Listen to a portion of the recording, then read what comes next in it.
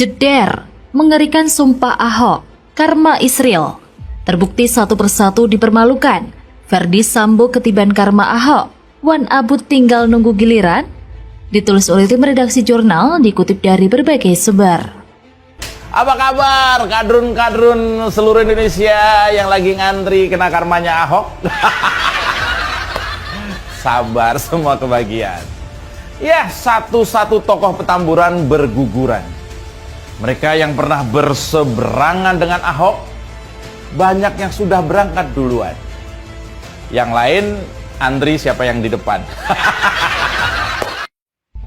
Nasib yang menimpa Jenderal Bintang 2 Irjen Verdi Sambo kini dinilai buah dari karma menzolimi Ahok atau Basuki Cahayapurnama. Ada yang meyakini demikian? Salah satunya diungkapkan oleh akun Instagram influencer yaitu @zanzabella. Dia mengatakan karma Israel, dikutip dari homes.id pada Sabtu 20 Agustus 2022. Keyakinan tersebut tumbuh saat dulu Ahok tersangkut kasus dugaan penistaan dan penodaan agama. Verdi Sambo yang salah satu penyidik dan yang menangani kasus Ahok. Dari sini ada yang meyakini karma Ahok makin terbukti.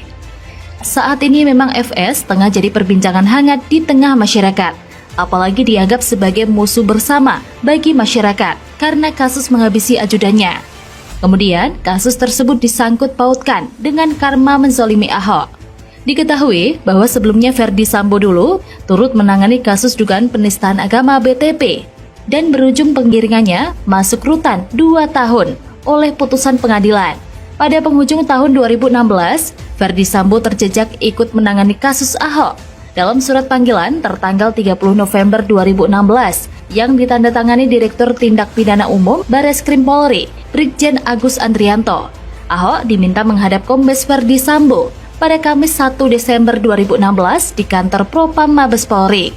Kala itu, keperluan penyidik memanggil Ahok adalah untuk menghadap Jaksa Penuntut Umum Kejagung dalam pemeriksaan tahap 2 dalam kasus dugaan penistaan dan penodaan agama.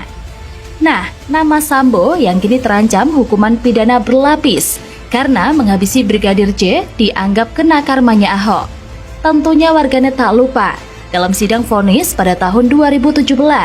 Percayalah sebagai penutup, kalau Anda menzolimi saya, yang Anda lawan adalah Tuhan yang Maha Kuasa, Maha Esa. Saya akan buktikan satu persatu dipermalukan. Terima kasih, ucap Ahok di persidangan. Setelah mengucapkan itu, sidang ditutup dan Ahok langsung dikirim ke Makobrimob Kelapa II Depok, Jawa Barat untuk menjalani hukuman 2 tahun penjara.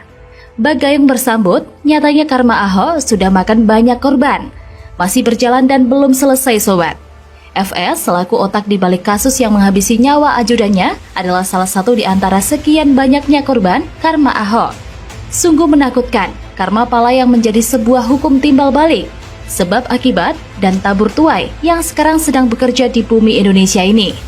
Indonesia benar-benar sedang diperlihatkan bahwa menzalimi orang baik akan mendapatkan karma yang lebih kejam, sadis. Satu persatu orang yang menzalimi orang baik dipermalukan dengan cara-cara yang ajaib.